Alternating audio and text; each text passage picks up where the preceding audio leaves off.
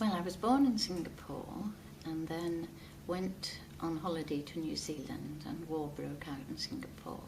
So my parents lost all their belongings, but I think they found the people in New Zealand very kind. I've always got memories of them talking very nicely about them. We later went to West Africa.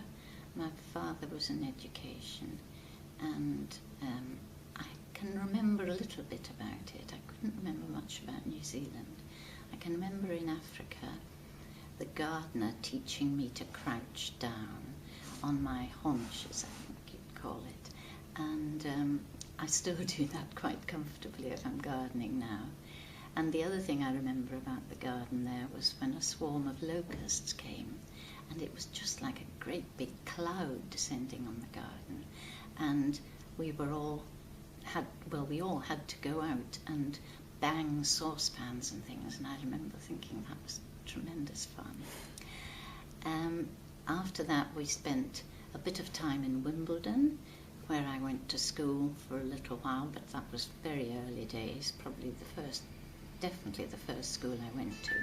But it was because my father was then in the army. He'd had to enlist, and so my mother and I lived in Wimbledon. And then we went to Malaya, as it was called then, Malaysia now. We lived in 3 different towns in Malaya, and in each place I went to the convent. We're not Catholics, but that was the best school to go to. And those were very happy days. I really liked being in the convents, and I found the nuns really nice.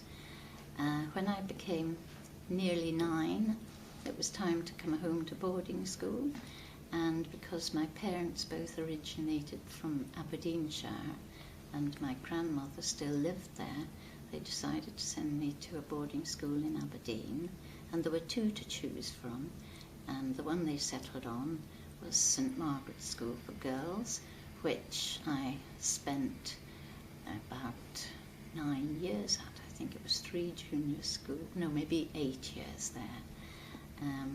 And I loved that. Apart from the first term or 2, I remember being quite upset. People were a little bit nasty, and I had a bit of an English accent, I think, which maybe they didn't take to. But anyway, I loved it after that. And in those days in Scotland, you automatically went to your hometown university, if there was one. So at the end of my 5th year, I had 3 higher and 2 lowers, which was necessary to get in. And although I stayed for a 6th form, I didn't have any worries about going. I just assumed I would go, and that was it. My parents by then had retired, and so I automatically stayed at home. And I then did a teacher training course and decided I'd been in Aberdeen for quite a long time, so I thought I'd look for a job.